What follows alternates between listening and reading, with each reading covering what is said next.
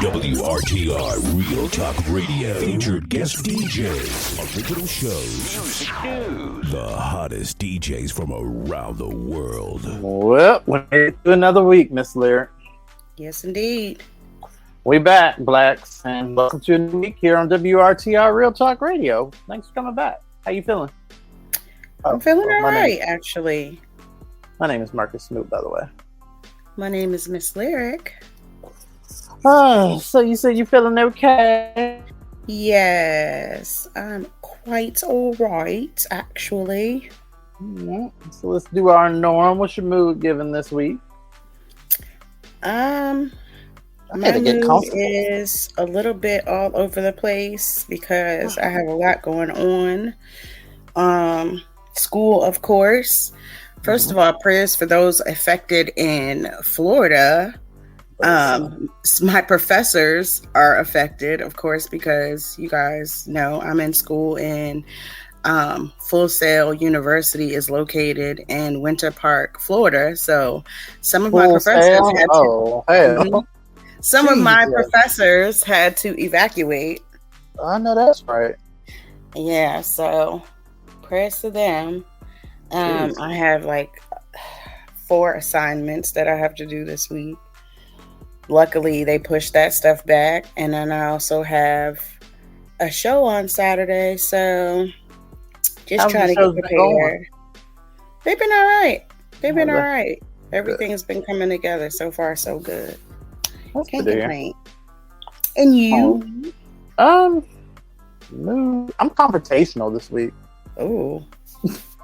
No, because, okay. I don't know. It's... If you haven't noticed, there's kind of like a war right now going on like truth. Mm-hmm. And it's like, everybody's calling it like a civil war, things like that. People want to, or, I guess people are trying to reach for the most tangible thing for them right now. But if you look at it from a broader perspective, everything that's going on with the media, with everything, it's literally a war on information right now. It's a war on truth. Like people, you talked about Florida. Marjorie Taylor Greene dumbass and got on a platform and talked about how the Democrats have control of weather. Of the weather. Bitch, what? Okay. Like, what? But what just drives it even further is that you have these maggots that are actually believing this and then telling the rest of us.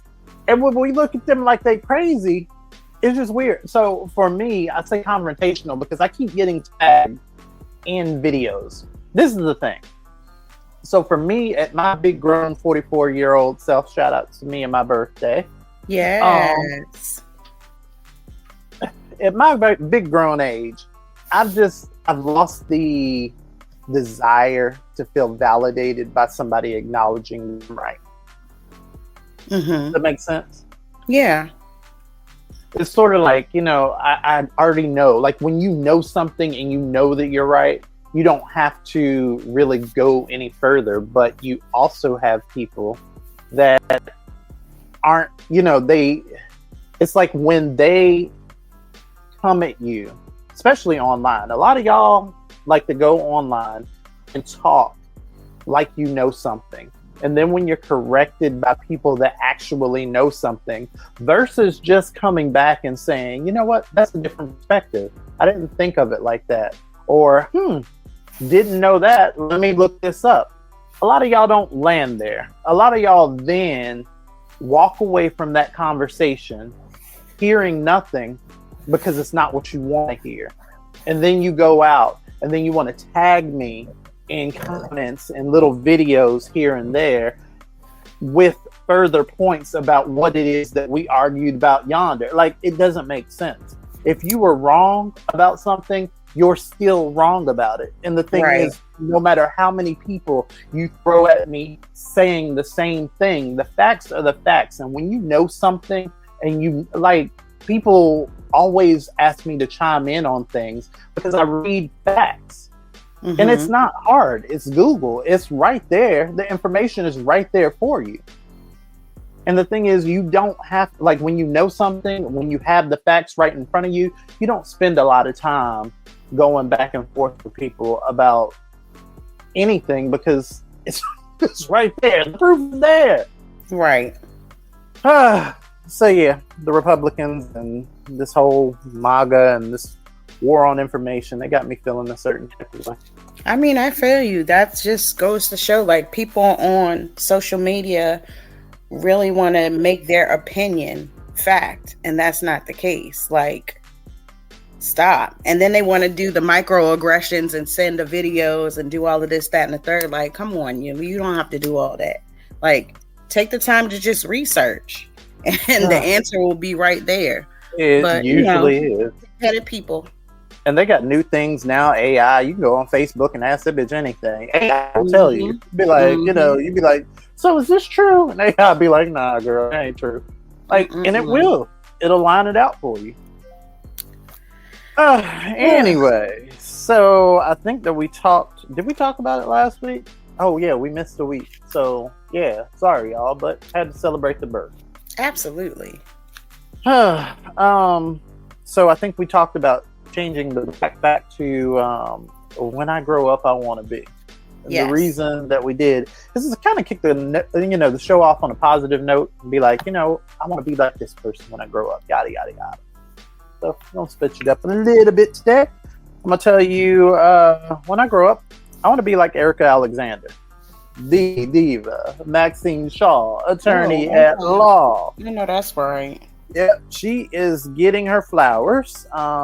In an article I read, the flowers that she so richly deserves. Best known for her iconic role, again, as Maxine Shaw on the beloved 90s sitcom Living Single, she has become a cherished figure in the entertainment world. Born in Arizona, I did not know that, but raised in Philadelphia, that's what I knew. Alexander has a strong connection to the city that helped stage her. Her talent and charisma have made her a staple in households over the decades, and recently, Philadelphia honored her with a street renaming right there in her home city. And yeah, I want to be like that one girl. I want to do something notable enough to where my hometown is like, hey, you know what? We're gonna name a street after you or something. But I do come from a town that has Smoot as a street, so I don't know. Yeah, I done seen a couple streets from my maiden name as well. But I'm like, that street look real ghetto. I don't like that. That is not cute. That is hilarious. All right, who you want to be like when you grow up? When I grow up, I want to be like, and I'm sorry if I butcher this name because it is an African name. So, okay, I want to be like Nzambi Mati, who is a 29-year-old engineer and founder of Genji Makers, a Nairobi-based startup turning plastic waste into stronger than concrete building materials. Word. By mixing recycled plastic with sand, Nzambi is not only creating sustainable solutions, but also redefining the future of construction. Her innovative work has earned her the prestigious title of Young Champion of the Earth. Period. Wow. 2020 Champion of the Earth? Of the Earth. I'll tell you what, black people be doing everything. We out here, Kamala, controlling the weather. She up here controlling the earth. Work. Period. Let's see, Young Champion of the Earth 2020 Africa from UNEP. A true change maker, she's showing the world how waste can be transformed into opportunity. I know that's right. I know that's right too. Woo! All right. So, I guess we're gonna keep the show moving right along. Absolutely. If it were lyric, up next. I want to check in on my Haitian followers real quick. Because as a Black American, I don't find the dehumanization of minority groups to be funny. Trump going on national TV to tell Americans that Haitian immigrants are eating their pets is terroristic. It is done for the purpose of A, making us view them as subhuman, B, making us distrust them, and C, inviting violence against them, violence that is already unfolding, by the way. I'm from Ohio, and it's actually happening. No, it's not, boo-boo the fool. You falling for racist propaganda. Haitian people are not visibly distinguishable from other Black people. Illegal Haitian immigrants are not visibly distinguishable from Haitian Americans. So for all the people that are allegedly eating cats and dogs, please explain to me how you can tell that they are Haitian immigrants specifically, especially when there are no police reports to be found about these incidents. There is one body cam video being circulated as proof. That is of a woman who was alleged to have consumed a cat. That woman was American and going through psychosis. Y'all haven't noticed that the government keeps giving you imaginary adversaries so you don't realize that they're the real ones? We have been conditioned to view immigrants as interlopers, as outsiders, as people that we have to battle for safety and resources. We're told to believe that if we simply keep these people out, that all of our problems as American citizens will simply go away. Meanwhile, the U.S. is one of the countries that drained Haiti of its resources and its money, making it economically unstable, which drives a lot of them to come here in the first place. You're worried about immigrants stealing your jobs? Baby, that job doesn't even pay you enough to thrive in the country that you were born in. You're worried about being endangered by immigrants while being scared to send your children to school because of domestic terrorism by the same demographic that is asking you to be scared of immigrants. They're getting all this government assistance while Americans starve. There is more than enough money to provide for American citizens, to shelter the homeless, to raise minimum wage, to pay for health care. But instead, our government invests billions in the cops that shoot us in our homes and the weapons that are used to commit genocide. And while y'all battle displaced people for crumbs, the politicians eat well, baby, and I ain't talking about no fucking pets. Maybe not what you should do, but definitely she would if it were lyric. Hey, what's going on, you guys? It's your girl, Miss Lyric, and I'm back with my segment, If It Were Lyric, where I talk about relationship, friendship, situationship advice, and I give my 2 cents. If you guys want to continue sending me your advice questions, please do not hesitate to send me an email at lurkbravado@gmail.com or DM me on Twitter, Facebook, or Instagram. And let's begin. Am I going first or you?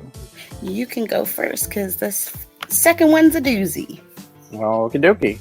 And I got one from subject line read, concern for my family during Hurricane Milton. So I selected that one.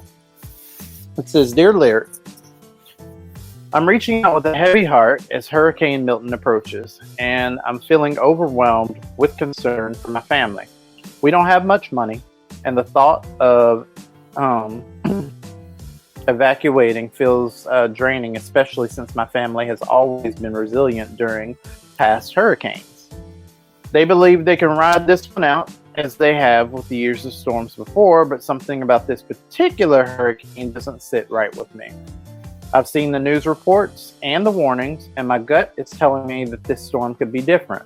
My family tends to brush off my concerns, insisting they've weathered worse and they'll be fine, but I can't shake the feeling that this time could be dangerous. I want to respect their choices, but I'm terrified for their safety.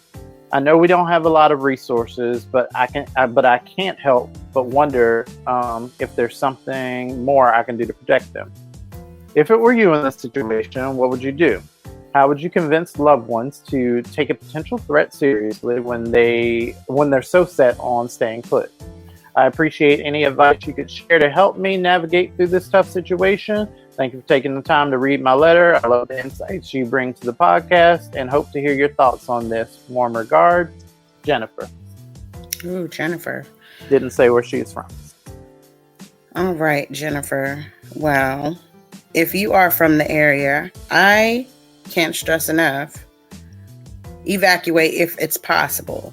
If it's not possible, do whatever you can to find the safest place that you can and stress that to your loved ones. I understand that everybody doesn't have the resources or finances to just get up and go.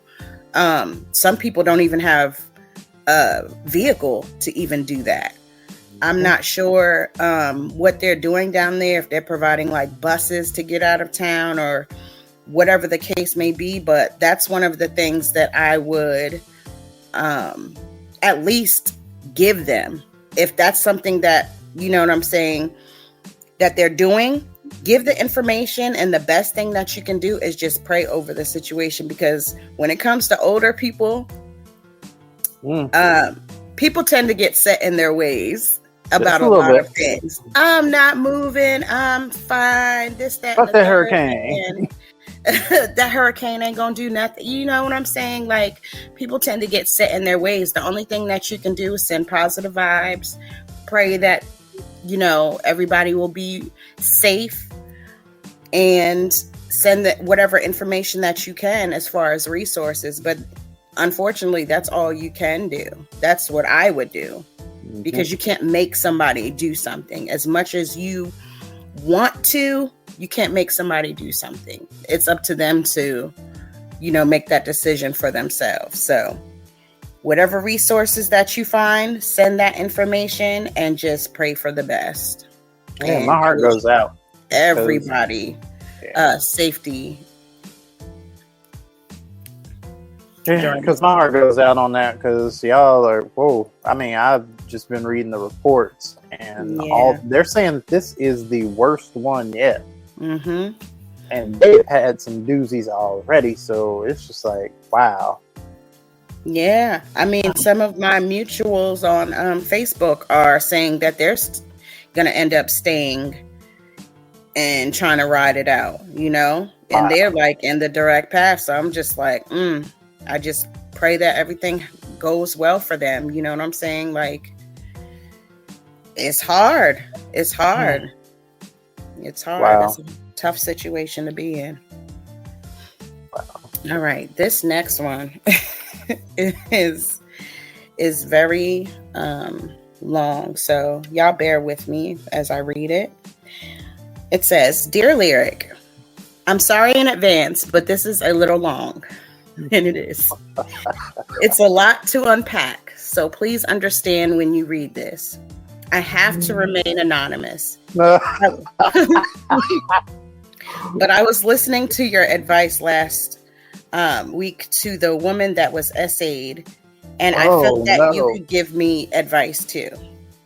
It's been a very emotional and difficult time for me lately, and here is why. I have been married to my wonderful partner for 4 amazing years. We met in college and dated, graduated, lost touch, found each other again, and it's been magical ever since.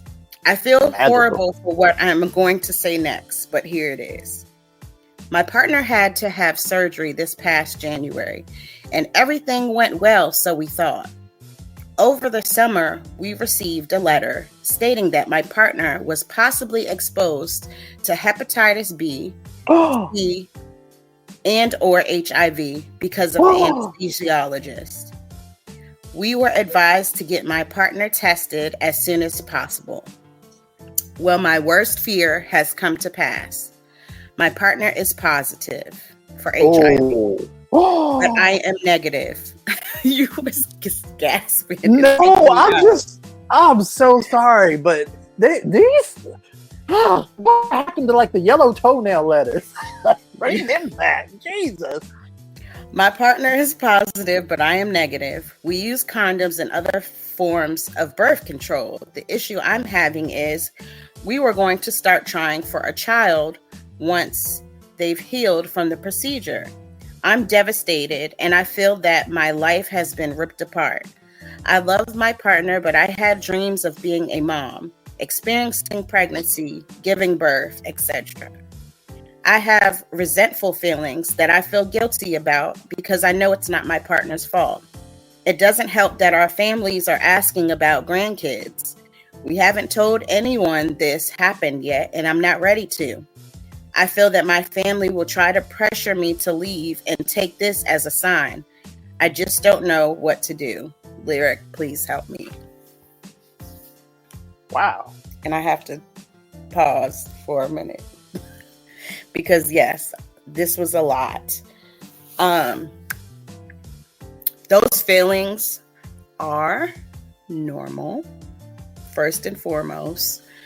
I understand that you feel resentment, but the resentment should not be misplaced. The resentment should be towards the anesthesiologist who did this to your partner, not your partner. It is in no way, shape, or form your partner's fault. And I think you understand that.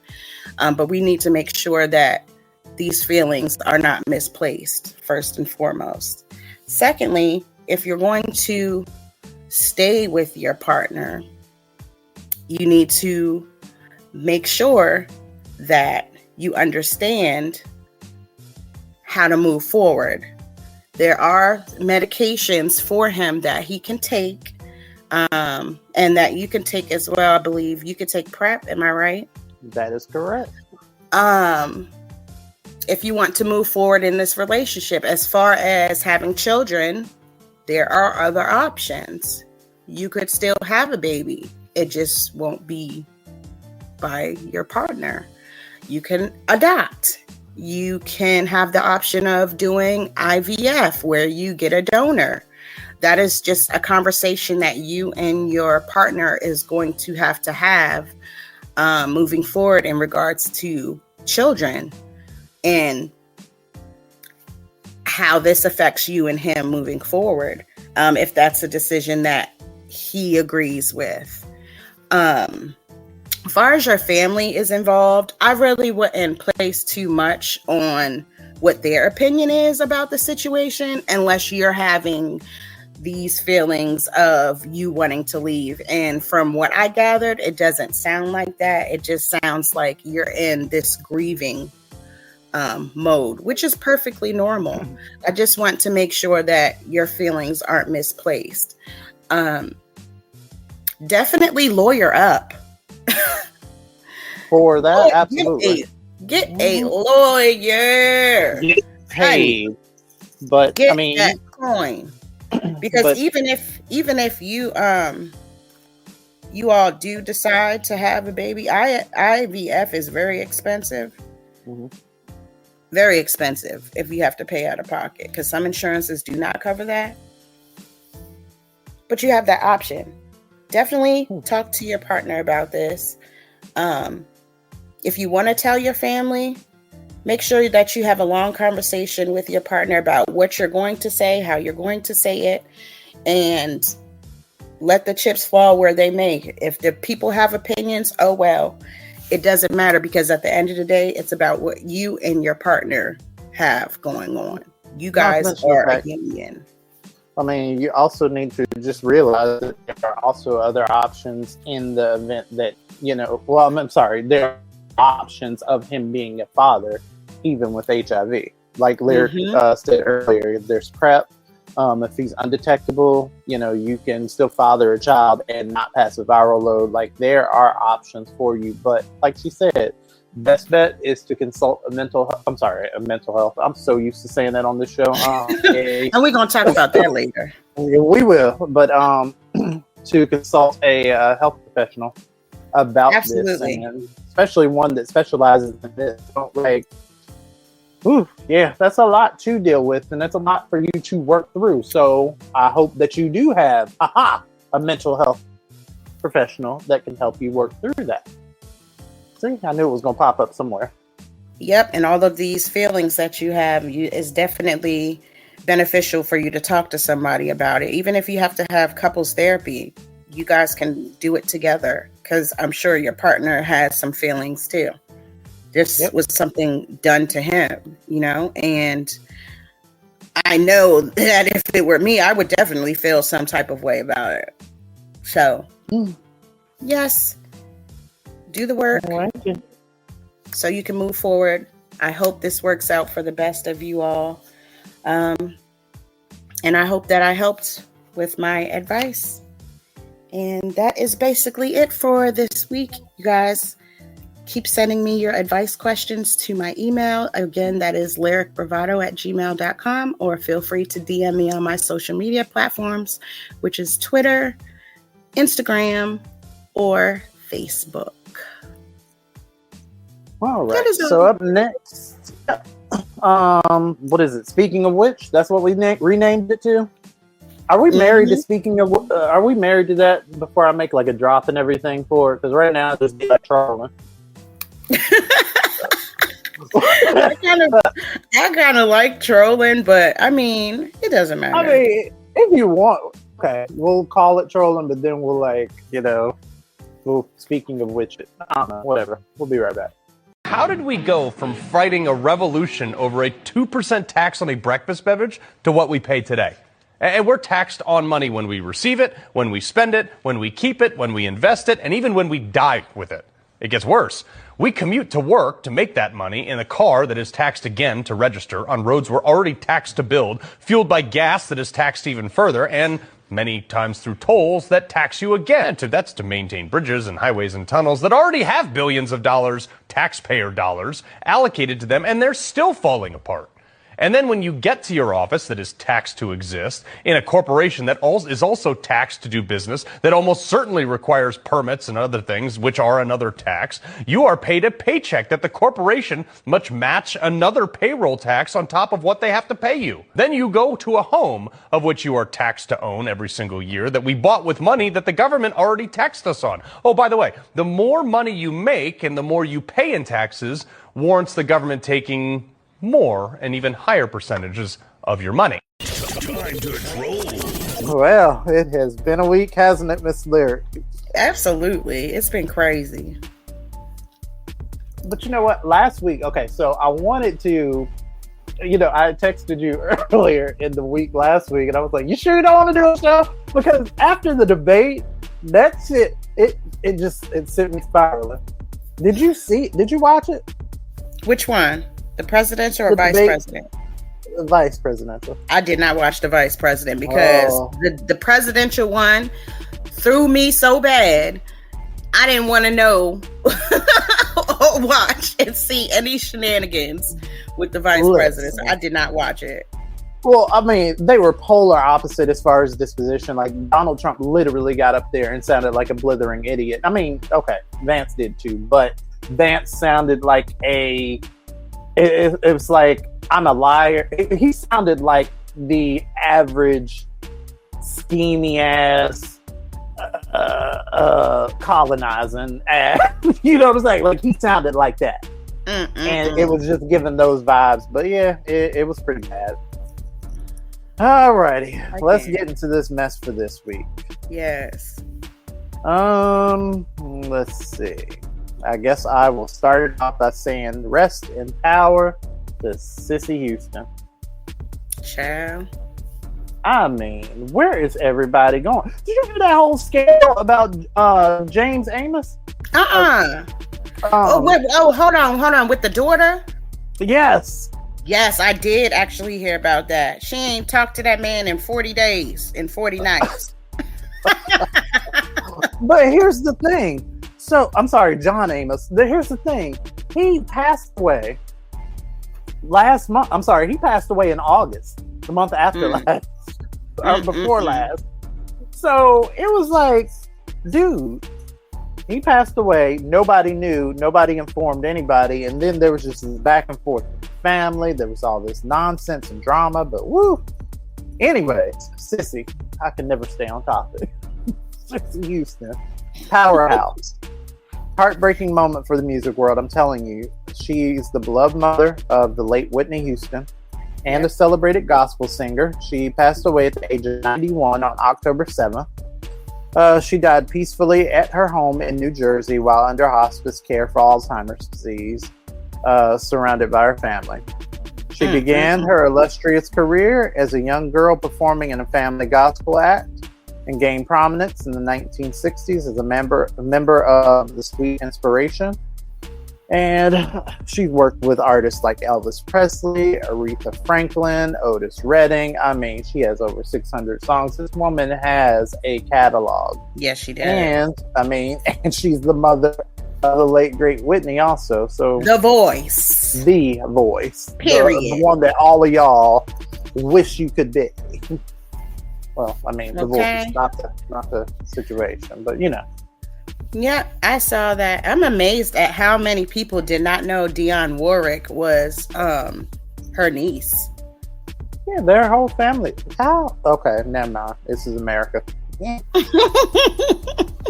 Because she got on there and said, I'm so deeply saddened. However, knowing that my Aunt Sissy died peacefully and that she is in a much better place is consolation and comfort to me. I have seen your messages of condolences on behalf of my family. Thank you. And all up underneath her post, people talking about what? I didn't know Dionne Warwick was related to her and this, that, and the third. How come you did not know? Like, information highway, hello. It's a lot of stuff that people don't know that I'm finding out that, I don't know, maybe this is the thing of where when you get old, you be like, you know how like your grandmother and stuff, they be bitching at you about something, you be like, how am I supposed to know about that? That happened back in this, that, and the third. They call us, they say that happened back in the 1900s about us now. Like, come on. I'm just saying. Okay. I don't have a speaking of which to that. I'm just gonna leave that alone and just say, speaking of, that's not it either. I was gonna say speaking of better things, but okay. Speaking of better things. No. Let's get this out the way. Speaking of, let's talk about Diddy. Let's talk about the lady who is suing him, Thalia Graves, who filed the lawsuit alleging that she was raped and the incident was recorded. Well, let's all pump your brakes because Miss Mama's ex-boyfriend said,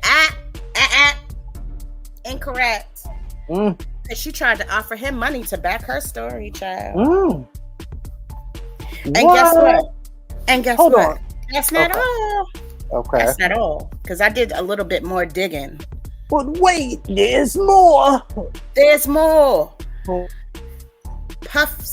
P. Diddy's ex-security was also asked to corroborate a story by this woman.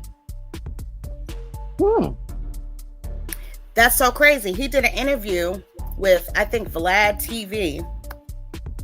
And he showed the text messages.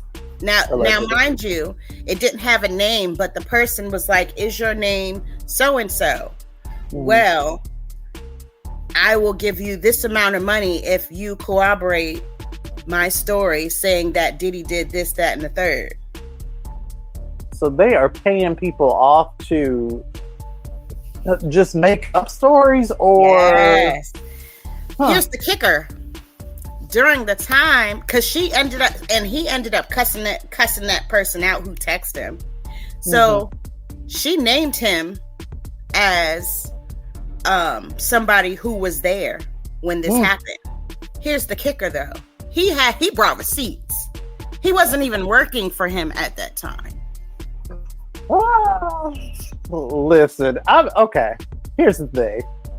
I get how y'all gotta make money any way you can. It's hard out here. It really is. But what are y'all doing, really? Yeah. Everybody trying to profit. That's why it pisses me off, because it makes it that much harder for the real victims to be believed. It really does. That is so true. I'm over it. Okay. All right. Well, speaking of...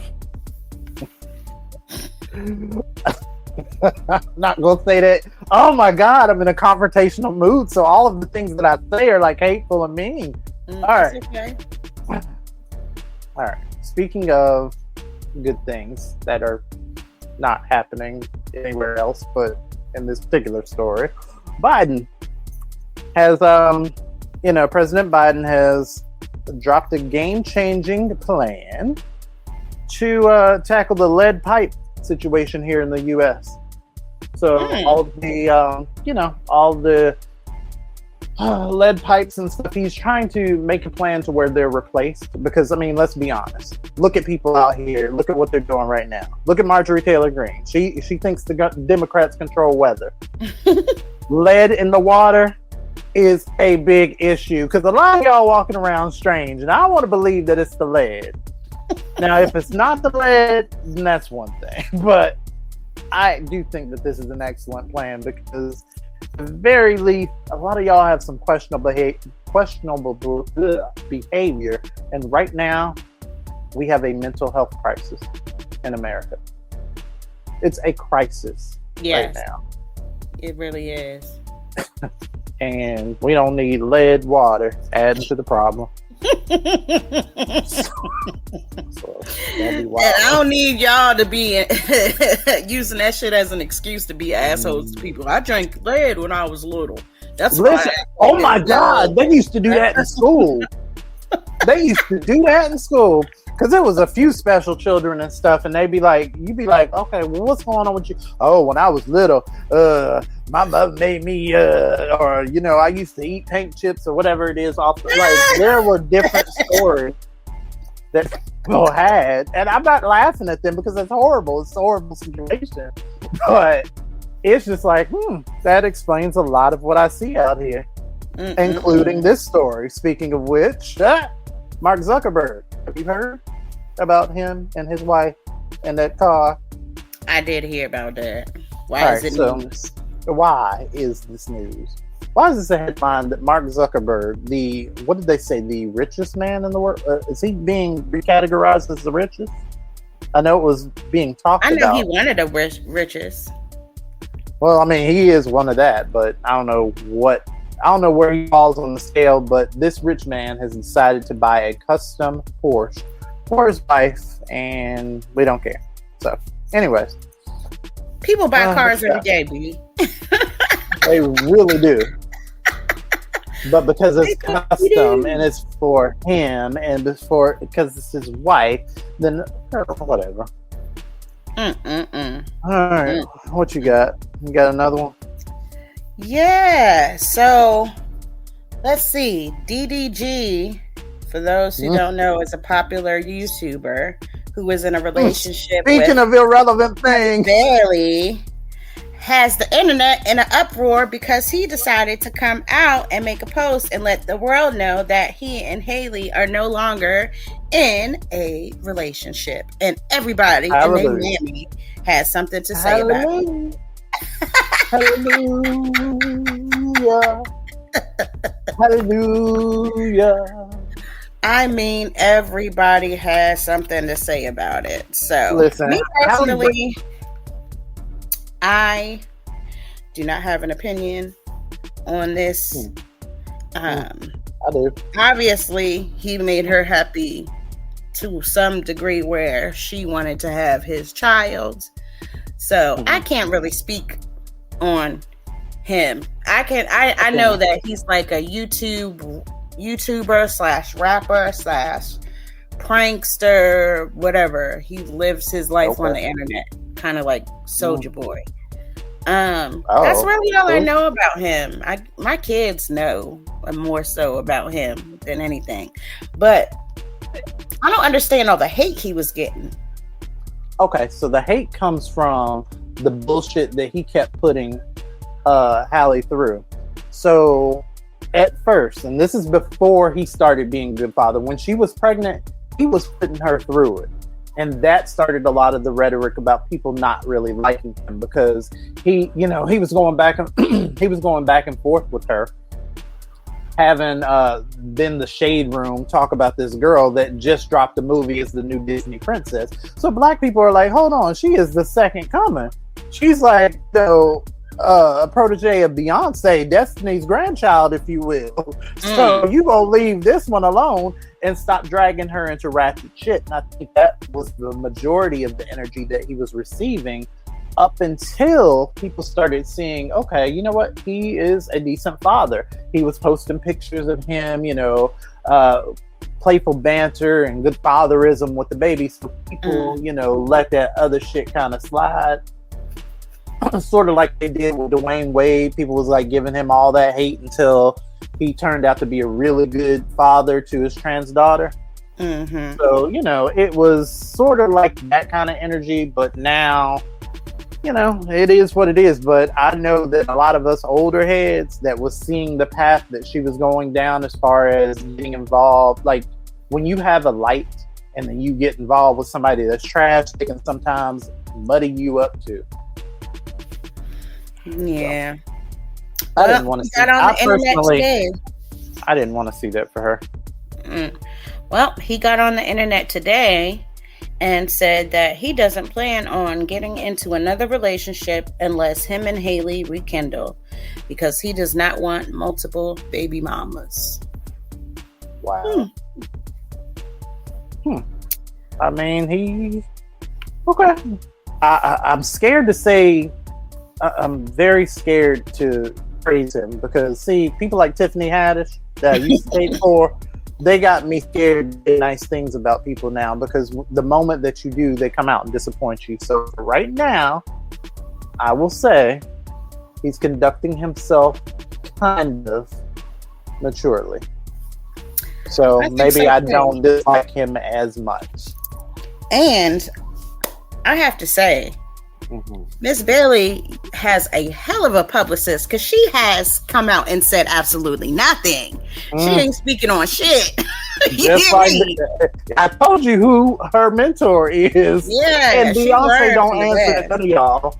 Beyonce don't answer to none of y'all. She don't even talk to y'all no more. She does not. None of it. Just no, not doing that. Let's see. Speaking about shocking revelations, did you hear about this headline about the body cam footage related to the death of Ronald Green? No. Okay. So, for those that may not be in the loop and everything, Ronald Green was a black man who died in police custody back in 2019 after a traffic stop in Louisiana. And this was, again, during a time that everybody was marching. We had a lot going on. At the time, officials claimed that he died from a car crash, but the truth was way darker. So now here comes the twist. This newly released body cam footage is showing a whole different story. It shows that the police officers allegedly used excessive force during their arrest and then tried to cover it up. We talk about some serious misconduct. Officers were seen tossing him, using physical violence against him while he was on. It was a lot going on. So this is surfacing. The situation has sparked outrage and renewed a call for accountability in law enforcement. So I don't know what's going on down there. I know that it's about to be an issue. I know it's about to be a big issue. And that, again, the proof is right there. We won't look at it. That's crazy. Other crazy news. People are pissed off because some fan decided to tape himself getting Young Miami's reaction to asking her to sign a bottle of baby oil. Wow. Things have gotten so out of hand, and some of you have lost so much touch with reality that you think that this is okay. You forget that these people are human. That was so inappropriate. And so very much clown behavior. And see, this is why I don't. This is why, the jokes and the memes and this stuff. That's why, now it's less fun than it used to be.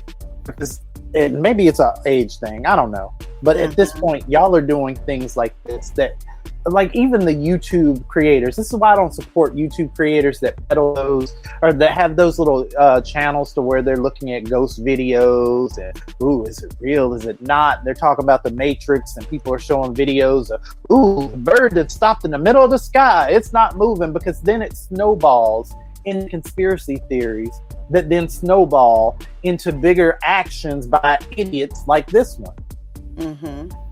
And again, the story about Diddy, it wasn't about the sexual assault. It wasn't about the victims. The headlines were 1,000 bottles of baby oil. The memes were out of control. Yeah, some of them were hilarious. but then you don't have people that know when to stop. You don't have people that you don't like. People right now, they don't know to leave there on the internet once they log off. They then take it a step further and assault people with things like this. And when I say assault, I don't mean just physical. That's emotional assault. Mm-hmm. Are you kidding me? Adding to people's already their trauma. That girl was in a relationship with him. Now, whether she knew what was going on or not, that's between her and whatever God that she serves. But at the end of the day, like, leave people alone. She's probably, going through it right now. And, everybody's coming at her saying this, that, and the third. At the end of the day, she's not the one in jail. She's not the one being accused of doing all of this stuff. She was just in a high-profile relationship with that man. And so you doing all of this, that, and the third, while she done been broke up with him way before he was arrested. She's trying to move on with her life. Like, I don't understand why people got to be such dicks to people like that. Leave people alone. Leave people alone. Because what if she would have got her security to punch you in the fucking face? Right. Then y'all would have been like, oh, I'm suing her, this, that, and the third. Nah, just leave people alone. You go too far. Speaking of prominent dicks, happy 44th birthday to Nick Cannon. Hey, everybody, baby father. That dick is busy. Let me tell you, that dick. But I hand it to the brother. He definitely holds many jobs. Yes, he do. But he can't. All them daggone kids. Listen, he cannot possibly be a father. Not even an active father in all of their kids' lives. Wasn't he on a podcast one time or a show to where they were joking with him and everything and asked him to name all his kids and he forgot one? Mm-hmm. Yeah. Yeah. Well, okay. Well, let's see. Speaking again of prominent dicks, Donald Trump. Did you hear how he and Melania met? I did. But tell the people want to hear what happened. Did we care? Did we? Some people might care. It's in pop culture news. All right. Well, the story goes as old girl was out and about. Donald Trump was on a date with someone else. And they met.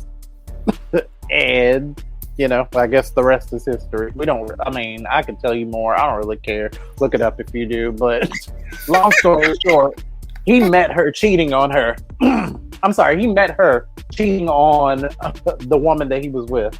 So, yeah, that should tell you. Who's surprised by this? Raise your hand. Real quick. Oh, okay.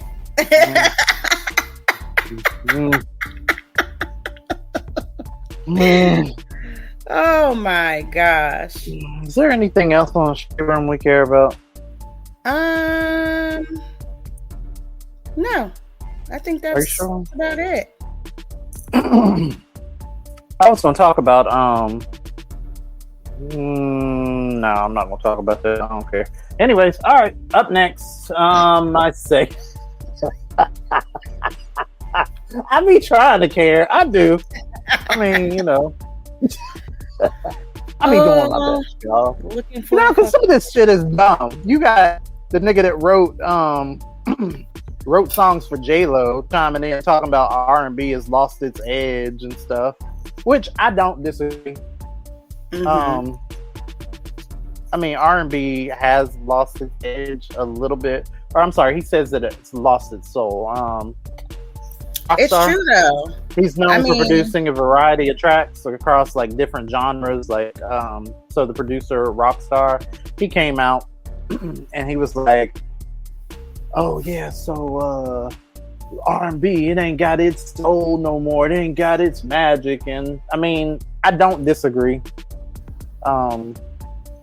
But I don't know. That's because what's mainstream right now is garbage. I'm sorry, it is, with the exception of maybe like 2 or 3 that I can name offhand. Everybody, it's a lot of garbage out here, and the people that are out here singing soulfully, and people that are out here trying to do things, you won't see them because they ain't at the Diddy part. Oh, go ahead. I'm just saying, you won't see them. A lot of people sound the same too, though. It's like a lot of people are overproduced, and it's no creativity anymore to me. It's like everybody is backpedaling to like taking from songs from the early 2000s. Now I hear so many freaking remixes to other people's songs. Like, where's the creativity at? Right, there is none. And then meanwhile, you got Chris Brown shucking and jiving and trying to jump on every popular song to keep himself relevant. I'm just like, okay, leave us alone. All of this. All right, that's it. Music. I have one more thing.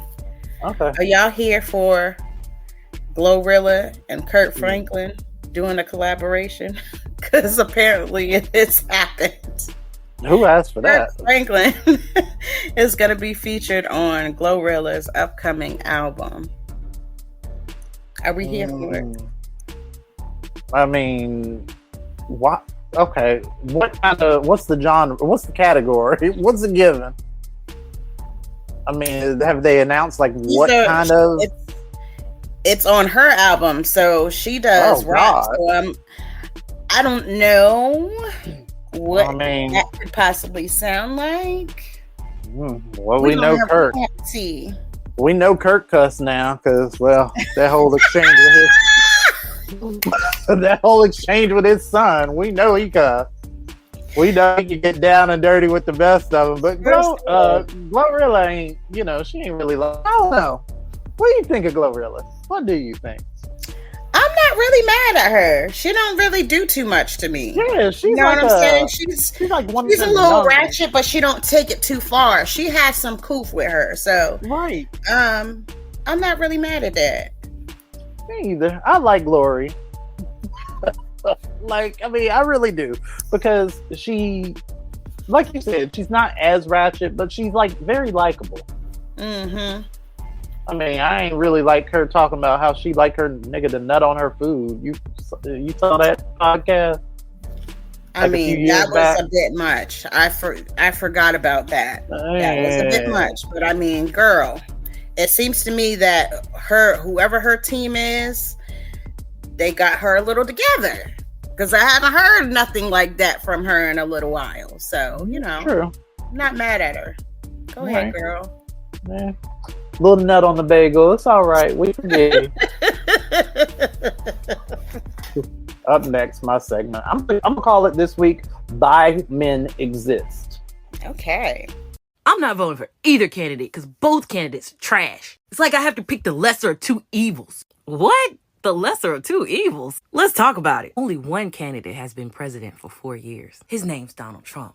And during those 4 years, 900,000 Americans died due to a pandemic that he downplayed. And he told you it was going to go away as soon as it warmed up outside. But it didn't. And over 900,000 Americans had to pay the price that year. And you are living the price gouging of the pandemic. That's why things are costing you more in the stores. It has nothing to do with the current administration. Because if Donald Trump had handled the pandemic like a real president, your life wouldn't have had to be interrupted. If Trump handled the pandemic the way that Obama handled Ebola, we wouldn't have had as many casualties. Not to mention, Obama left Trump a playbook on what to do if there was ever a pandemic. Trump refused to read it. 2 people died from Ebola. 900,000 people died from the pandemic. You're not voting because you're mad about the war in Israel and Palestine? Did you know that Trump's plan for Palestine is to wipe them off the map? Trump's plan is to give that land to Israel. Kamala's plan is peace talks. So when you say you're not voting, you're really voting for a war. And guess who's going to have to fight that war? It'll be you. It'll be your children. Because you don't want to vote. It's not that you don't want to vote for the lesser of two evils. It's that you're not informed enough to make an informed decision about who should be running this country. And instead of saying that, you should really try to research which party has done the most for your everyday life. Like the fact that you don't have to get put off your parents' insurance until you're 26. Thanks, Affordable Care Act from the Democrats. Ooh, how about when the American Rescue Plan increased the child tax credit from $2,000 to $3,600? Thank you, Democrats. $3,600 per child under 6. I'm sure that really helped out a lot of people. And $3,000 for those over 6. Now, you can say you're not voting, but don't say it's because you have to choose the lesser of two evils. It's because you don't know, or either you're choosing to forget. Marcus has your glimpse into a world without seasoning. Okie dokie, so we're back. And like I said, I'm calling my segment this week "Bi Men Exist." So here's the backstory of where it all began. Like I told y'all earlier in the show about how I keep getting tagged in videos and things of people that I guess directly want me to either respond or they want to start an argument or have a discussion. Lately, I've been getting tagged a lot in videos of gay men speaking to usually straight women about how to tell if your man is on the down low, or how to tell if your man is cheating with another man, and all these things. And they kind of give this listen, I'm not going to name the creator because I don't want to bring attention to this nonsense, but I do want to explain what the nonsense is. First and foremost, bi men exist. They do. Gay. Everybody knows gay. Trans. Lesbian. But the bis of the world tend to get forgotten a lot. And the reason being is because I guess a lot of them, for a lot of men, saying that they were bisexual was like usually a softer blow to their friends and family when it came, when coming out, than it would just be to be gay. Because a lot of women will argue, the gay guy I was, gay guys that I know, they all said that they came out, and when they first came out, they said they were bi, but they knew that they weren't, blah, blah, blah, blah, blah. Not the issue. They do exist. There can be an attraction to more than one sex. The problem is with creators that create content like, let me tell you how to tell if your man is gay and down low and all this other stuff. It's like sometimes men will get beat up more for cheating if it's with another man. And I want to know why that is. It's not the fact that he cheated, because a lot of y'all will sit there and he will cheat on y'all 10 times in your face with another woman. The moment that you think it's another dick in the room, then the whole conversation changes. And then you take the actions that you need to take to leave him, which you probably already should have done because he was cheating on you in the first place. But the thing is, get back to what I'm saying about these kind of content creators.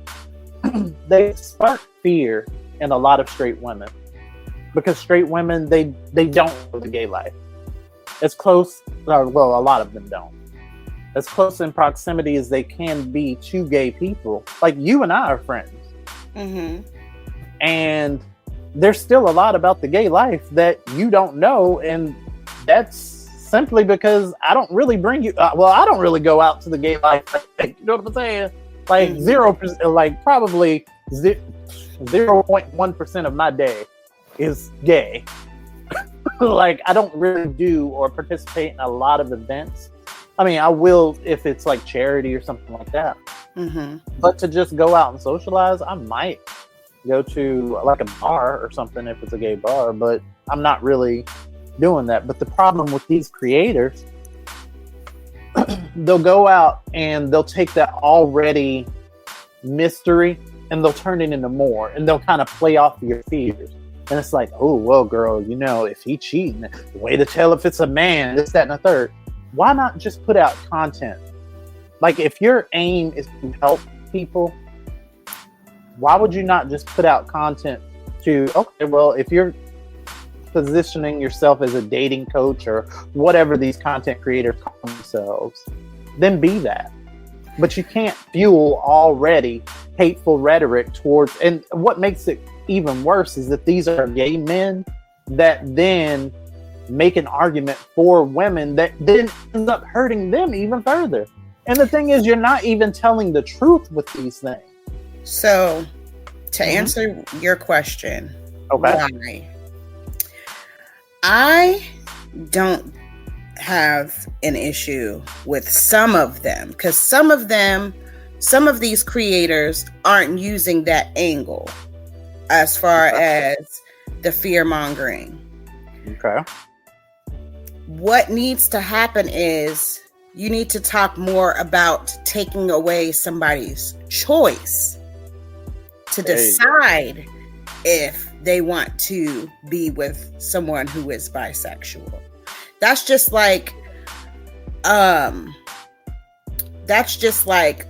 someone saying, I'm trans and I don't feel like I have to be upfront about it to a potentially straight guy. Well, you have to be truthful to a certain extent and give somebody a choice if that's, something that they want to be involved in. It's all about people having the right to choose, to me. Excellent. And that's an excellent point. I'm glad that you bring it up. But here's the thing. And I mean, you get the nail on the head. I am not taking that away from you, because you are correct 100% that people should absolutely be honest with the people that they are dealing with about whatever situation it is, sexuality or otherwise. And you should be given a choice about whether or not you want to, pursue something further with the person that you're dealing with. However, I will only say that the closet exists because of hate and fear in the first place. You can't get mad about a situation that you then create. Well, I mean, you can, but let's just be honest with ourselves in saying that we've created this standard, because the first thing, a lot of what I see out here is there's so many thoughts that rush into my head, so I kind of have to dissect them. But what I see a lot is people, if a man tells them that they're bisexual, well, first off, they're not given that label of bisexuality. That's why I'm calling this segment Bi Men Exist. Because then they're automatically slapped with the fag label. Automatically. Oh, well, he's gay. This, that, and the third. And they get no further, like, it's, oh, girl, he's gay. He just, that, third. It's never, oh, he's bi, or, hey, it's never that. So when they're honest, or when they were honest, we didn't give them an opportunity. And then we get, and I mean, again, it's a double-edged sword. Because, like, you're hurting yourself by hurting others, but nobody's being honest, because people, when you're in those spaces, you don't feel as though you can be safe. Gay people spend a lot of their adult lives, honestly, unpacking shit that a lot of straight people got to unpack when they were children. As adults, a lot of us gay people, we spend a lot of time dissecting the parts of ourselves that are actually us versus what we did to kind of fit into other groups of people, because we weren't allowed to be ourselves initially. Yeah. I feel and with bi men, my heart goes out sometimes, just, in having to deal with that line, because it's like, yeah, if I find a woman attractive and I want, like, first off, if I'm speaking about me, but if I'm hitting on a woman, and I'm gay, but if I'm hitting on, okay, I'm a bad example then, but if a man is hitting on a woman, it's a thing of where I'm assuming that a bi person, he already knows what the plumbing look like. And if he don't, he cool with what's going on down there in your genital party anyway. So, I don't know. Y'all just create a lot of problems for yourselves. We create a lot of problems for ourselves. That's my rant. Think about how much the world has changed in 15 years, how much technology has advanced, how much information has been disseminated, how much we've grown as a society thinking about, health, thinking about wealth, thinking about how we relate to each other, and then think about how the minimum wage has not budged not once in that 15 years. Do we still live in the same world and reality that where the cost of living allow for you to have a federal minimum wage of like $7 and some change? Do we still live in that world? No. In my opinion, when corporations celebrate these record high profits, that's really just wage stuff, because that could have been paid to the workers that's slaving, putting blood, sweat, and tears, and you being able to celebrate these record high profits. Here's an illustration of what happens in our country. When we say we want minimum wage, we have somebody sitting on a mountain of money that has been used and extracted from our labor, telling us that our greed is hurting the economy. Then the same people who say that human activity can't affect the climate are now saying the government is creating hurricanes. It's almost like they don't want to invest in public education or invest in raising the minimum wage. They don't want to invest in nothing. And on top of the minimum wage being held hostage at $7 and some change and the ecological control, we have a housing shortage. You feel me? So not only do you have people that really can't even afford houses, the people that can't afford houses can't get one. Between the zoning laws, the high interest rates, the algorithmic fixing, our country is going to hell in a handbasket real fast, or all of us is just one check from being unhoused. If billionaires are worried about a wealth tax, they should get a second job. Stop buying coffee and avocado toast and pull themselves up by the bootstraps and do better and save a job. Or use some of that money, and instead of buying them a jet or going to the moon, they can just get them a better financial team. Think about it. We hold broke people that's having to eat, sleep for dinner to high standards of holding their finances. Then we do multi-million dollar, billion-dollar corporations that get bailed out with our taxpayer dollars anytime they start messing up their money. Crazy, ain't it? The minimum wage now is worse than it's been since 1949. Think about how much we say our society has advanced since 1949 and how many people is living with not being able to access a livable wage. There are very many states that have a higher minimum wage in their state than the federal minimum wage, but in states like Texas, where I live at, hey man, we are very, very much focused and influenced how we get paid and how our labor is valued based off what the federal minimum wage is. Basically saying what happens federally has a ripple effect in how all our wages are valued across the country. So we have a housing shortage, and we have a shortage of people being able to afford homes, but Supreme Court is saying that cities can punish people for sleeping outside in public places. So it is illegal to be unhoused, huh? We'll pass some laws that make it easier for us to buy a house and fix some of them zoning laws that make it easier for y'all to build some houses, man. Education is elevation. We got to do better. Take us to work. Take us on the go. Take us wherever you go. WRTR, Real Talk Radio. Inside the second half of the show here on WRTR Real Talk Radio. How you feeling, Mr. Lyric? I'm feeling grand. All right, so let's talk this discussion sparked by meteorologist Jody Kadesh. Basically, she's brought attention to a study that claims to identify the months that produce the most attractive people. I'm about to be mad, ain't I? No, actually, I don't know. Well, okay, this list again. This is somebody named, like I said, Jody. So, you know, we'll go with that. But it has been trending. It has been trending. So, here they are in order. Okay. Or should I just start at the bottom? Do you want the top? And then we work up to the most attractive month? No, start from the top. Start from the top. Because I want to see who got number one. So I can. Well, the most attractive people were born in April. That would be Tigger Man. It is. God, don't tell him that. He's never going to let that shit down. Good grief. Number 2 would be January. Okay. That would be my sister. That would be Heather. That would be a lot of people. I know a lot of Capricorn. That's Number 3 is the 3rd month, March. Number 4, June. That's my Number 5, February. That's my mom. Okay. Number 6, May. That's my sister. Okay, so we halfway through this. Halfway through the list, and my month ain't came up, so I'm ugly. So we're on the ugly side We on the ugly side over here. All right, so number 7. yeah. Number 7 is August. Number 8 is September. Number 9 is November. Number 10 is October. I know you lied. Number 11, December. And that leaves July as number 12. Dang. July got the ugliest niggas. No, not my baby. Absolutely not. Not my baby.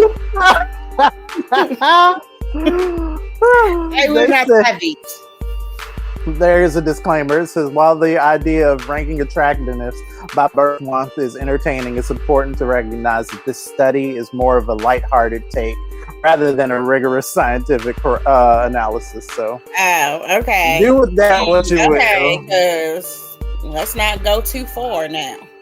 I'm assuming they just took a whole bunch of, people they knew and was like, they rated them from ugliest to most attractive.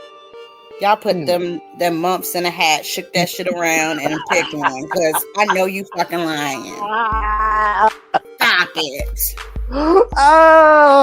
I'm ugly as fuck according to this list. I love it. All right, so we're going to leave this listener letter for next week, and we're going to move on to the Wi-Files. We'll be right back.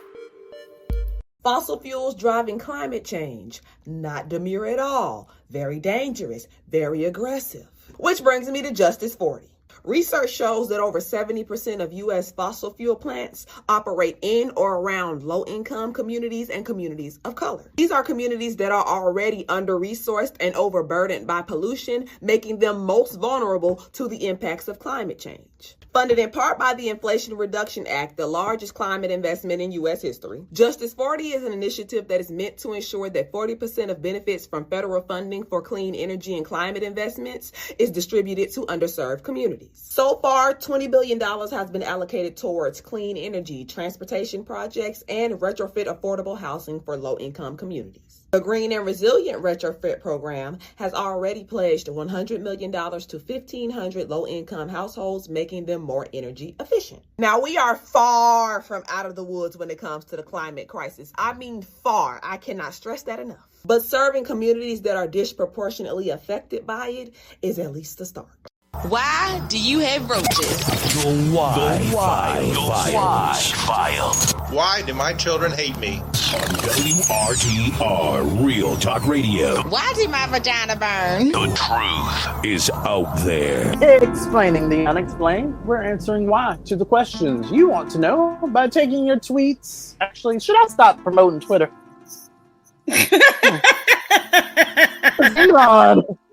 Elon been doing the most. I'm starting to think maybe I should not promote Twitter anymore. But we're at WRTR Radio. We use the platform, so we still gotta say. We take your emails at WRTRradio@gmail.com. And we take your Facebook messages at facebook.com/WRTR Real Talk Radio. So we can put money in Zuckerberg's pocket so he can buy his wife's expensive Porsche. Yep. Told you I'm controversial this week. That's the Wi-Fi. Okay, whatever. The truth is out there. What you got? Okay. Sherry from Virginia wants to know, why did that lady get on Instagram spreading the lie saying turkey legs is ham? I saw that. And I just thought she was being funny. And because but she didn't. No, she was being serious. And now she has hundreds and probably thousands of people believing this bullshit. That's what I'm talking about. See, this is exactly what I'm talking about. So now you're going to have the turkey leg niggas over there talking to the flat earth niggas that are then going to go over there and talk to the MAGA niggas. And before you know it, we're going to all be... Okay. I mean, they have people in an uproar. People will talk about some, I don't eat pork. I'm outraged this whole time. Like, people talking about suing and everything. Like, Okay, what are you so- talking about? As a fan of pork, you all know my relationship with bacon. It's a different texture. So, I mean, I feel like if we were eating pig legs versus turkey legs, that somebody would have noticed prior to this lady jumping on TikTok. Nobody ever asked the question. Like, if you think this was true, nobody was ever like, got them turkey legs. Let's go take a peek, girl. Like, what? First of all, there's a difference between dark and white turkey meat. Second of all, it's smoked. Of course it's gonna taste like fucking ham. I don't get it. I don't get the stupidity. You look so hysteria. frustrated. You look I so am, frustrated. because it's like, is that many stupid people out here? I guess it is. Girl, Gullible ass motherfucker. they said the Democrats control the weather. What do you mean? It's insane. It's insane. It don't make no sense. Yes, that kind of pissed me off. Why? Because the truth is out there. This one was asked by Jasmine from Atlanta. She says, why do people feel the need to keep their most scandalous secrets hidden, even from their closest friends? Embarrassment.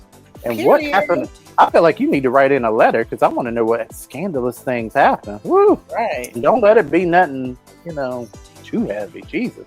We want to hear from you. Mm-hmm. I will say, because, again, embarrassment.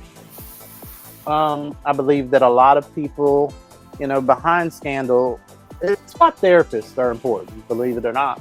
Because then you get a third party that's not associated with anybody that you tell all your business to, and then when you get with your friends, you're not sitting there talking about your other friends and their business. You actually or you're not sitting there talking about your business. You talk about other people's business. Mm-hmm. And the fear of being judged is real, because let's be honest, some people that you call friends ain't really your friends, and be quick to run and tell that. That's true. So, because the truth is out there. You got another one? Yes, mine is a little bit political. This is why it comes from me. Uh-oh. Why the fuck is Iraq's parliament allowing girls as young as 9 years old to get fucking married? What? Yep. I read that shit today, and I instantly got pissed. What do you mean? 9 years old. 9 years old. So, despite protests, the parliament members are pushing for an amendment to the personal status law that could legalize child marriage for girls as young as 9 and strip away protections for women in divorce and inheritance. Wow. And I am outraged. No, Why? I'm reading this. I just Googled it. Yeah, you said in Iraq, the personal status law. It governs family members, permits marriage at a young age, while the legal age for marriage is generally set at 18. Exceptions can be made.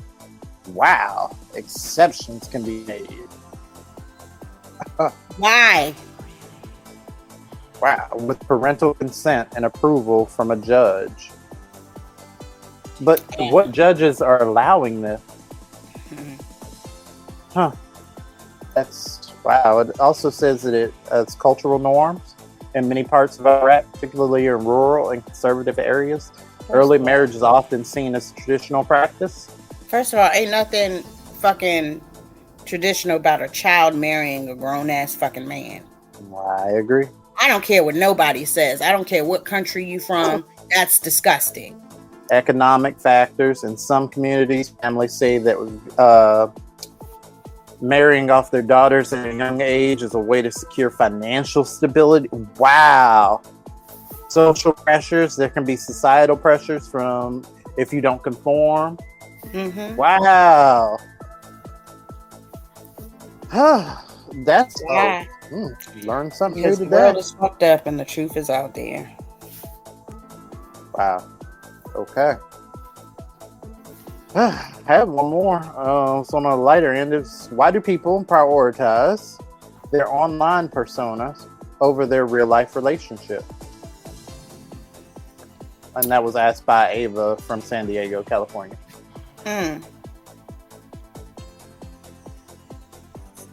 Because it's much easier to be a character than be yourself. For some people, I guess. Yeah. Sometimes I would say, I mean, it is, but I will say that they prioritize their online personas because everything's a show nowadays. Everybody, you know, I mean, literally what everybody's doing. They want to show you the highlights of their life, and oftentimes people's partners fall by the wayside of this behavior. So. But that's the thing, though. They're only showing you, 60 seconds of their life? That don't mean they're happy. I don't care how much they smiling and flashing money and going on trips and doing all that in the third. You're only seeing a very small percentage of somebody's life. So keep that in mind. Got one last one from Leah from New York. She says, why do we have such a fascination with celebrity scandals, and what does that say about our own lives? I can answer that one, but I mean, if you want. I think because a lot of people put these celebrities on pedestals that they have no business on. And, you know, you become so fascinated because your childhood hero or this person that you looked up to done did some human shit, and you can't comprehend that. Stop putting these celebrities on pedestals. They're human. They fuck up just like any other person. They just have money and resources. You know what I'm saying? Like, their name is out there. But they're regular people too. Nobody is perfect, and celebrities fucked up too. I think that's why. Do. I would answer by saying I can speak for myself. I love celebrity scandals, and I'm reading about their lives because none of us can live every existence, and a lot of us glorify in either our actions or our minds this, star-studded life. So it makes, when I follow scandals and when I see things that play out in the news and just watch people sometimes, I watch them interacting with their families online on their lives. It just kind of brings it all, it makes it a little bit more tangible for me. It's like, okay, you know what? These people, they're actual people. And like you said, they're human. They do things. So it's educational to follow the story sometimes. It's very enlightening to see this whole Diddy thing alone, to see the lengths that people will take for fame. Just for fame and power. But it's also sad too, because it's like people have been saying these stories. They really have. You know what I'm saying? And that's one of the things that is beneficial as far as social media is concerned, is that now, since everything is so documented, these stories can, come out to light, and these people can be responsible for the things that they have done now that you couldn't years and years ago. But these things have been happening. This isn't the first time that I've heard a story about Sean Combs. This is not the first time. I've heard this over 10, 15 years ago that he was into some weird shit. Yeah. Why? Yeah, because the truth is out there and all over the internet. That wraps it up for this week's Mock Talks. Always answer them why for you at WRTR Radio on Twitter. We will be back. Are we doing news to make you nauseous this week? How are we looking on time? Okay, cool. We'll be right back. This is a tough hurricane. One of the wettest we've ever seen from the standpoint of water. Rarely have we had an experience. See, I could make a whole bunch of jokes, but right now I know there are a lot of Americans that's really in dire needs because we have historical landfalls about to hit, and this man is talking about the hurricane being the wettest he's ever seen. If you're in these congressional districts and are starting to evacuate on I-75, remember, your congressperson refused to vote for FEMA funding. Watching videos of people who can't afford to evacuate because flight prices out of Tampa Bay just jumped sky high, this is predatory behavior and should be banned, especially during states of emergencies. It should be illegal for airlines to price gouge for cities trying to evacuate a hurricane. $1,100 for a one-way ticket out? That's unethical. Can we agree on that? Now, what's crazy is that the Biden-Harris administration passed a bill that was literally decreasing and making it restrictive for the airline industry to be able to do this price gouging. But guess who want to reverse that with transportation policies and Project 2025, huh? Donald Trump. It should also be noted that in 2017, Trump signed an executive order during his administration that undid a similar rule before it could take effect. And speaking of 2017, he already showed us what his presidential response would be when Americans is dealing with all type of hurricanes. Remember he was shooting the paper towels? And now, Say what? News to make you nauseous on WRTR Real Talk Radio. Let's go. These are some of the stories you might not read about in the New York Times, the Washington Post, or the Wall Street Journal. It's news to make you nauseous. What it do, Miss Lyric? You want to go first? I sure do. Go for it. The story made me so nauseous. Oh Here my we God. go. Say what, Mexico? Say what? The decapitated head Oh, hell. of a mayor in Mexico was found atop his car just 6 days into his tenure, marking the second official to be murdered in Guerrero's capital in less than a week. The body of Alejandro Arcos, the 43-year-old mayor of the city of Chilpancingo, was found inside his pickup truck Sunday night while his head was propped on top of the vehicle. His death was confirmed by the state prosecutor's office. The state attorney general's office said they were investigating this situation. His loss mourns the entire society and fills them with indignation.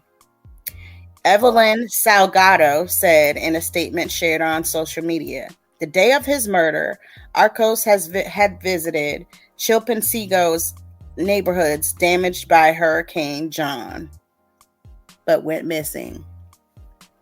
What the hell is going on in Mexico? 6 days of being a mayor and they chop your head off? Yo. That is wild. And they said this is how many? This has happened before. This is the second official. The second. So, I have to read more into that because that tells me that there is more of a problem. Well, I don't know. Let me not even go there because there's already hurtful and hateful rhetoric behind Mexico right now, and I'm not trying to add. All right, say what, Texas? Say what? So picture this, right? Northgate Crossing Elementary School in Spring, Texas. 2 teachers have been placed on administrative leave for allegedly handing out, quote unquote, sleepy stickers to kids. Stickers, but not just any stickers. These were supposedly, or allegedly, infused with sleep aid supplements. You are fucking lying. I am not. Oh. So, here's the tea. It all started when a student spilled the beans to her mom about these so-called sleepy time stickers.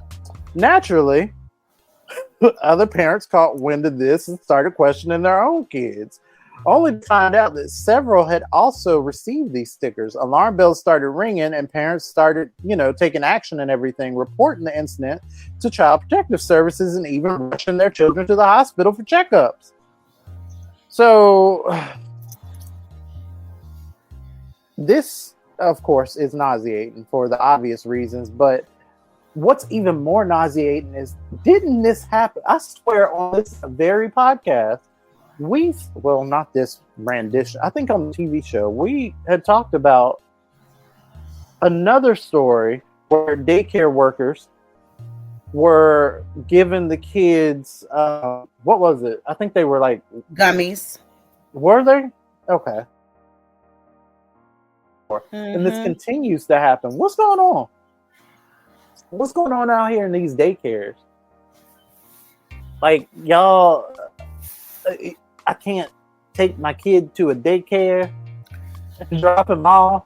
First of all, this ain't even a daycare. This was at an elementary school. Well, why are you giving out NyQuil stickers to these babies for? First of all, if I was a parent, I'm going up there and I'm whooping ass. Beating everybody. I'm dragging that bitch through the damn parking lot. What are you talking about here? This is Police dumb. would have to physically get me off of these bitches. If my kid ever came home talking about some, oh, mommy, Miss So-and-so, they gave me this Sleepy time stickers. I'm dragging you. What are you talking about? I'm not rewarding nobody. I'm coming up there.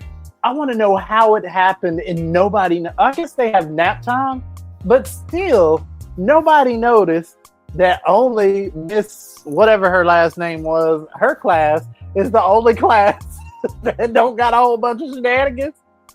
Why your baby got a hangover after nap time? Baby, it's time to eat dinner. I'm sleepy. Cause you done drugged the baby at school. That. When I tell you, let me shut up because you want these and more nauseating news stories. Make sure you follow us on Twitter. Oh God, at WRTR Radio. You can also follow me. I'm at MARCUSSMOOT. That's Marcus Smooth. And my name is Lyric Bravado, which is the same on all my social media platforms, not the nasty ones, just the good ones, which is Twitter, Instagram, and Facebook. All right, what are we talking about in Real Talk? Okay, so for Real Talk, we are discussing healthy and unhealthy selfishness. All right, we'll be right back. I want to give a huge shout out to the people that go through things and don't make other people responsible for what they're going through. They just fight those battles. I also want to give a shout out to the people that understand that they can't do it on their own, and that it's okay asking for help, and encourage someone to understand that it's okay to ask for help.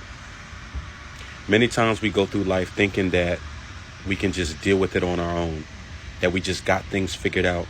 And my grandma would tell me as a child that just when you think you have all of the answers, God changes the questions. So I don't know who needs to hear this, but listen up. You are enough. You are worthy. You are powerful. You are amazing. You are beautiful. You are handsome.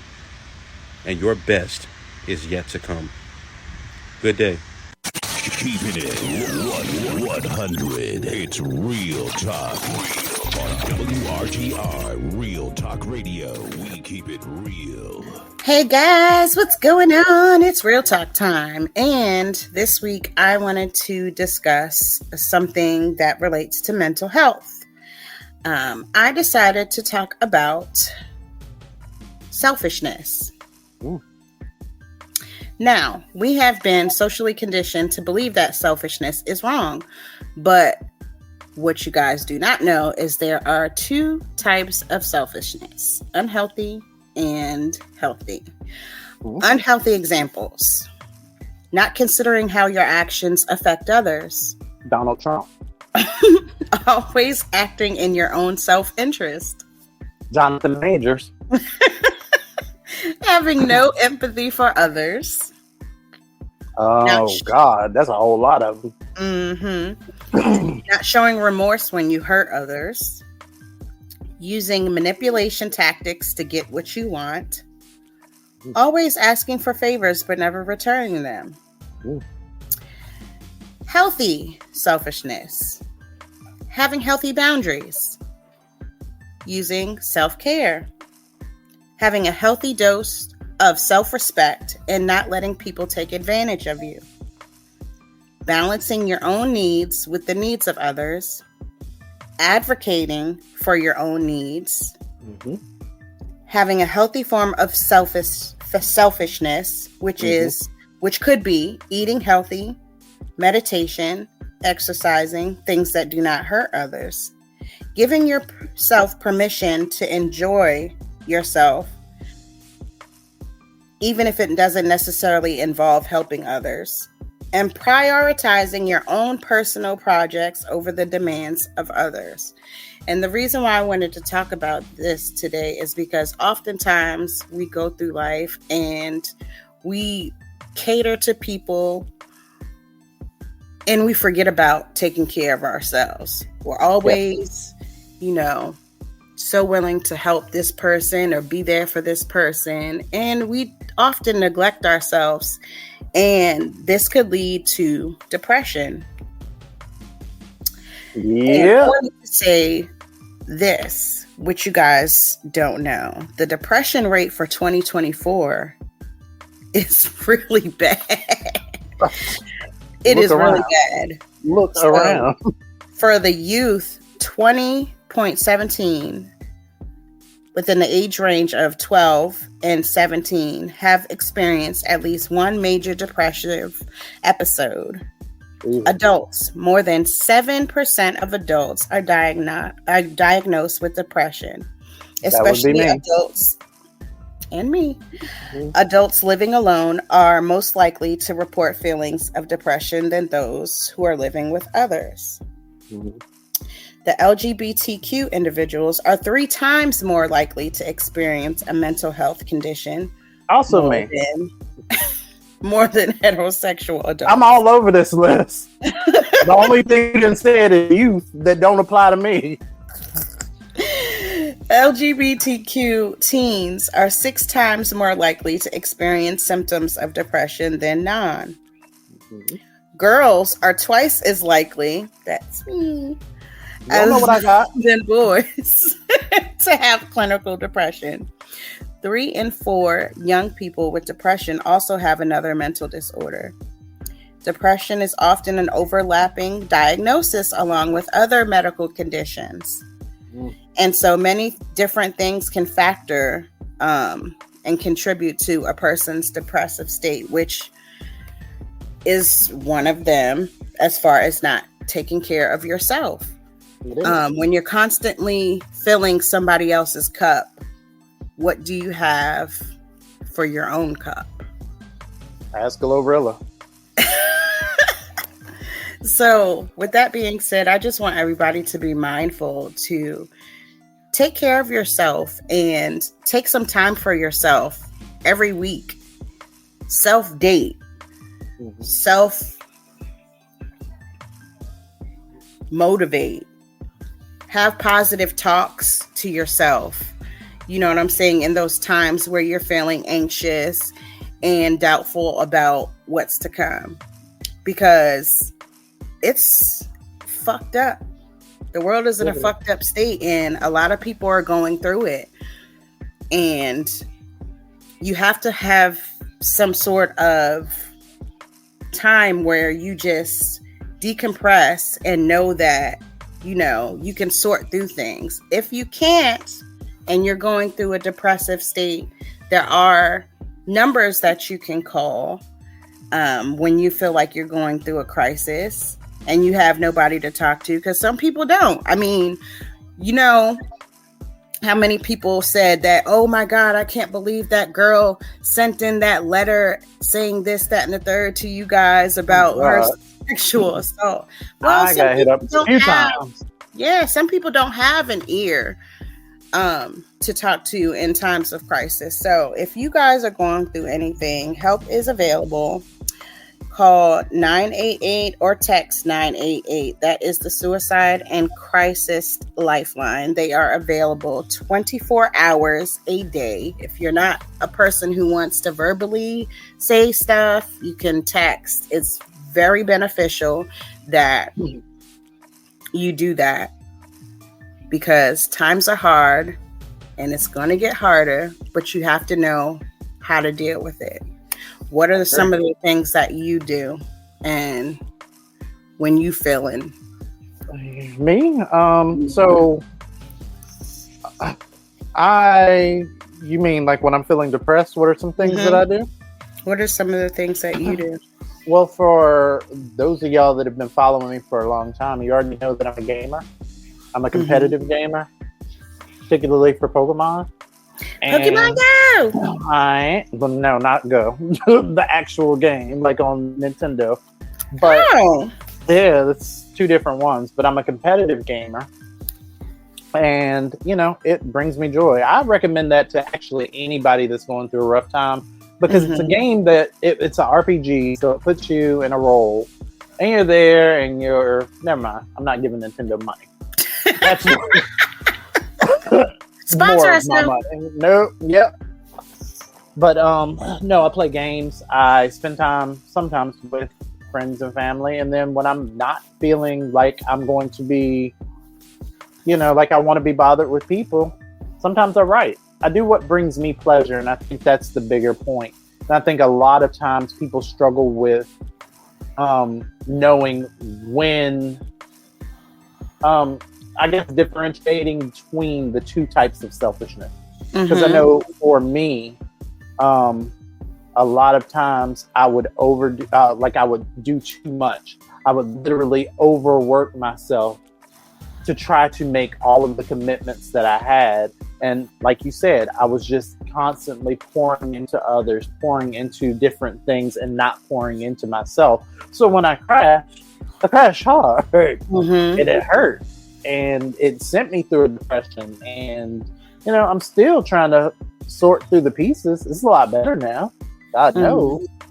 But it was hard to differentiate between the two types of selfish, because it's like, I want to honor these commitments that I have. I want to be there for my friends and family, but I can't be there for my friends and family if I myself am falling apart inside also.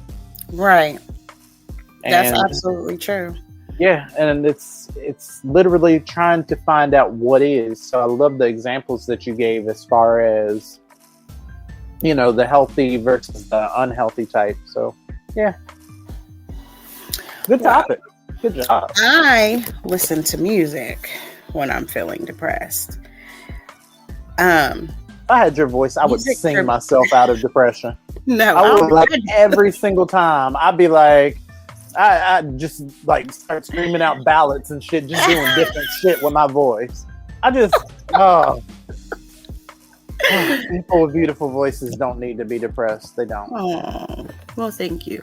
But I do not sing. I do not be in the singing mood. I just listen to other songs and stuff to get me through. And it might be gospel. It might be alternative. It might be whatever I'm feeling. I put it on.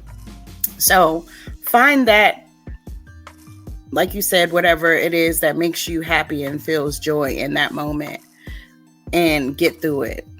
And then also let yourself go through it. See, a lot of times I know a lot of us take our vices and we get a little too heavy.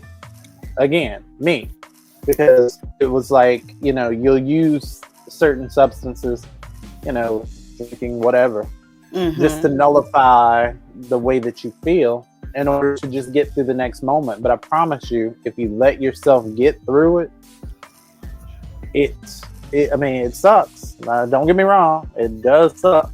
Yeah. But you will get over it quicker if you don't, throw a whole bunch of substances over top of it. Just don't do that.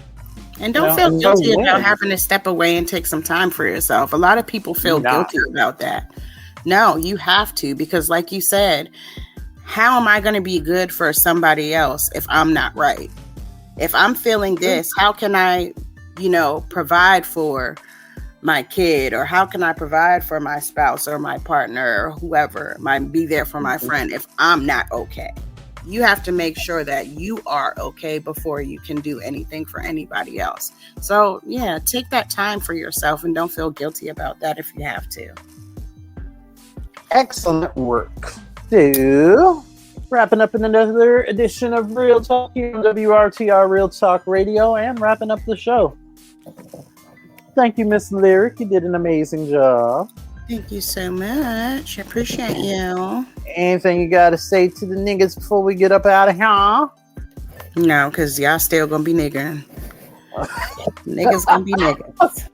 Listen, stop DMing me foot pictures. When did I get into a foot toe licking group? When did I get into this? Oh my gosh. Stop putting me on lists. Stop doing that. All right. I will end with a quote from Barack Obama. He says, change will not come if we wait for some other person or some other time. We are the ones we've been waiting for. We are the change that we seek. Take that with you into the voting booth, and we'll holler at y'all next week. Bye. WRTR Real Talk Radio. This week's show features work from TikTok creators Chris the Author, Rich Retro, The Conscious Lee, I Speak 1906, and Granada Ortiz Alvarez, using our platform to amplify your voices.